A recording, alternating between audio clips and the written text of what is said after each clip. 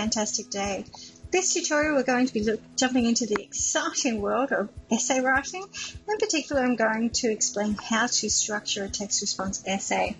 This is going to include looking at introductions, body paragraphs and conclusions. If you want to jump straight to a particular point, I'll put the timestamps below in the comments. When writing your introduction, it can be really tempting to have a pre-rehearsed opening sentence that you can use for any essay question. However, I would strongly recommend you don't do this. It's really obvious when there's a pre-rehearsed opening sentence because usually those opening sentences have nothing to do with the essay prompt. That doesn't mean that you can't have half a sentence of a line that you have just to get you started, but you might want to have a couple of introduction starters so that you can make sure that you adapt it to whatever the essay question you are responding to.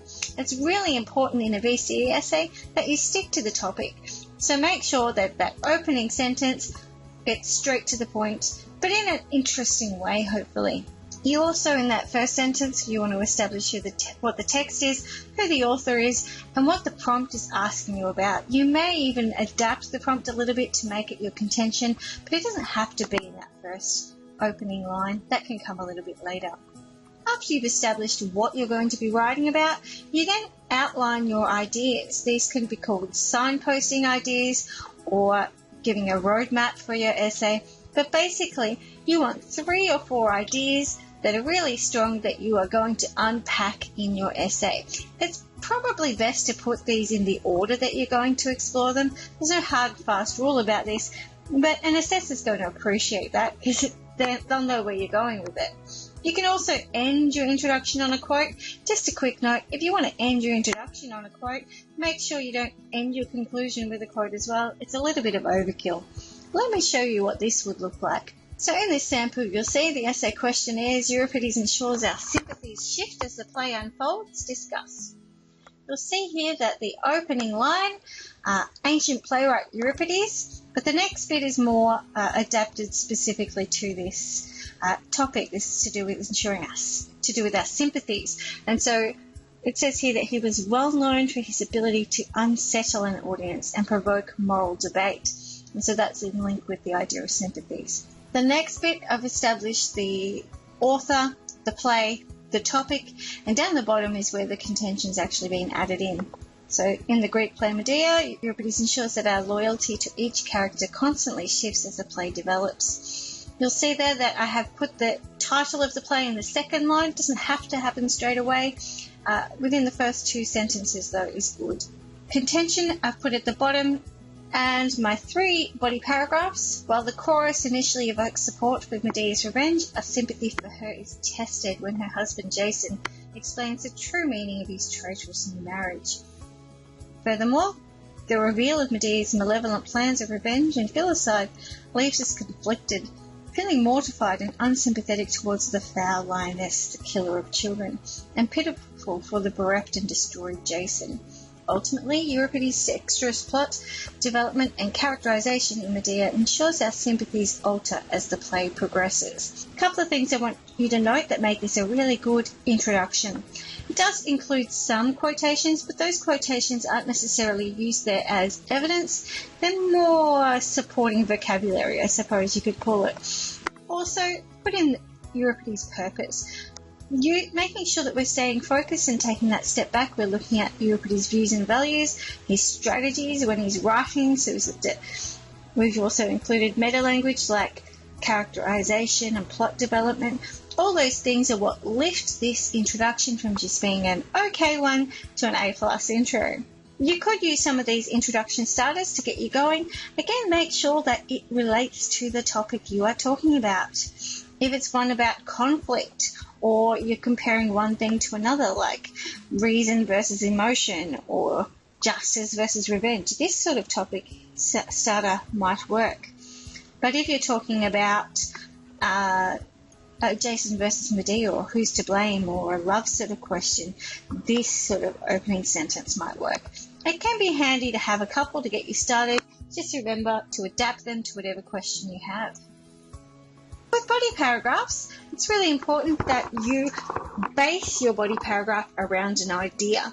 So your topic sentence can be really important to craft properly. You don't want your topic sentence to focus on just a character or just an event. You want it to deal with those big theme ideas. You want your topic sentence to be clear, concise, so not rambling on, and you want it to be really clear what you're going to be talking about in that body paragraph. And you also want a transition phrase. If this is your first body paragraph, you might start with initially. And if you're going into your second and third body paragraphs, then you'd have also, in addition, furthermore. There's so many. I'll link some in a second. If you want to come to the Prezi, you'll find a link to a website that has a whole heap of them. The next thing you want to do with your body paragraph is you want to have some evidence, and you want to explore that evidence. Be aware that these two things can shift. You don't have to do it in that order. So you might explore the idea and then put the evidence in and then explore it, just as long as you don't just have a quote without unpacking the quote. Now, how many quotes should you have? How long is a piece of string? There's no set rule. So you must have quotes. I recommend about 2 to 5-ish quotes. Don't overdo it though, because if you do that, you'll find you end up retelling the story rather than actually exploring the ideas that you've put down. Be selective. A thing that separates the A's from the A pluses is the selective quotes that they've used and the way that they use them.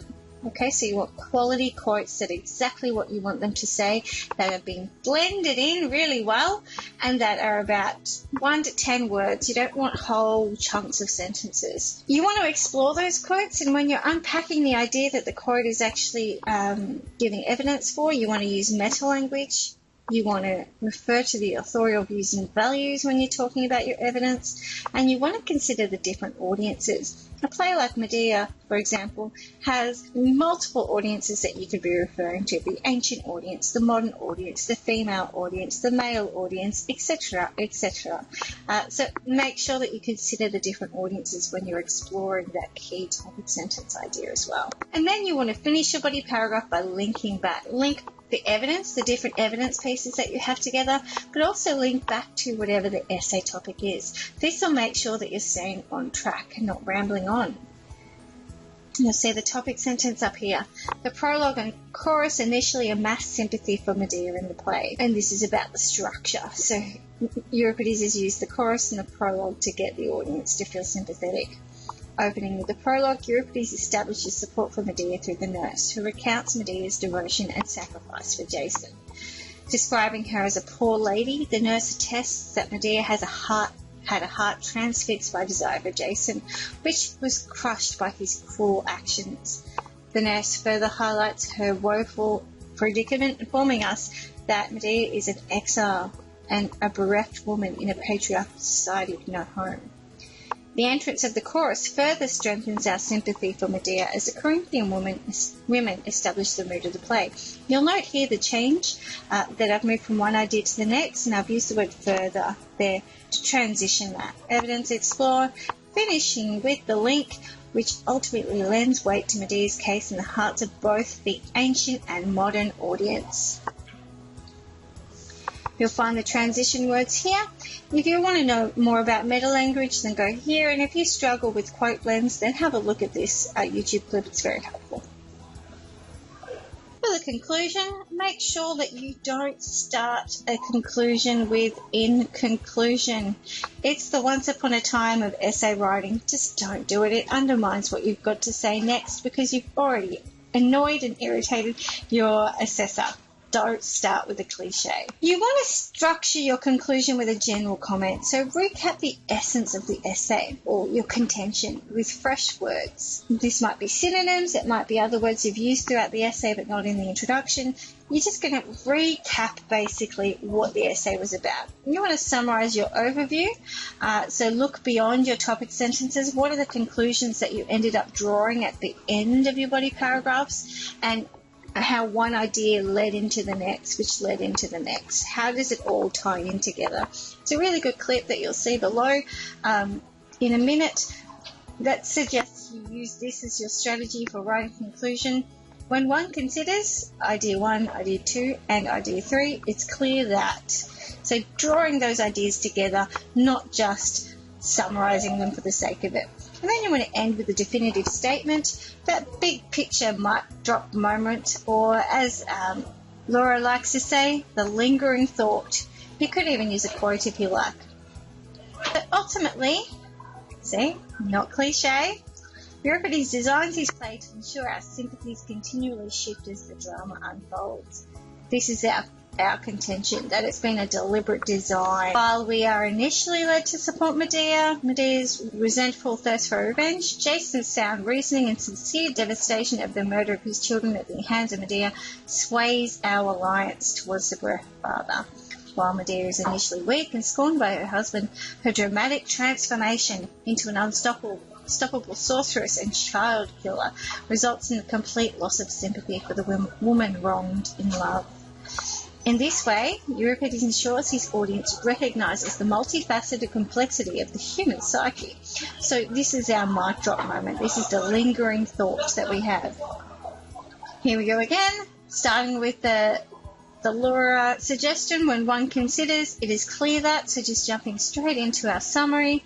You'll notice here with the green, this is another step in that process to unpack what your big idea was, and then to end with a quote, you could start with this. I'll let you have a read, and here's the video I was talking about. Laura Randazzo, she has a series of YouTube clips on essay writing, really good advice, so I recommend you go there and have a look at them as well. Some quick do's and don'ts. Make sure you use a formal tone throughout. This is an analytical essay, you're not having a conversation with a mate, so use the right tone. Also write in third person whenever possible. The occasional us or we is fine when you're referring to the audience, but you want to avoid it for things like your opinion.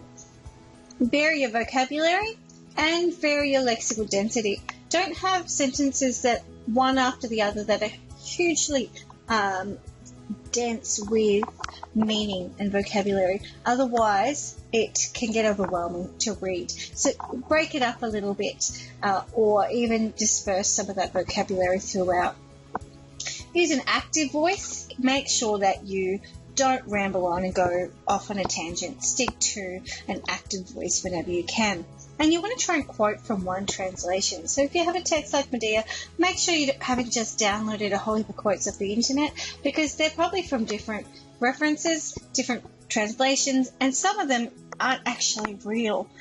Heads up. So make sure you double check that they all come from your translation that you've been reading in class. Some don'ts. Don't use quotes in your topic sentences. It never works well. A topic sentence is meant to be about your idea, and it's meant to be concise. Save those quotes for later on in your body paragraph.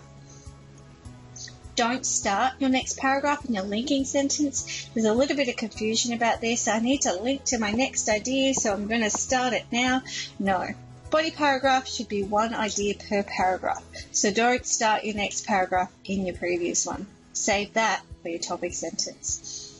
Don't review the text. None of this, Euripides' play was awesome, or the fantastic play, something like that. You want to analyze, not review. That's your job.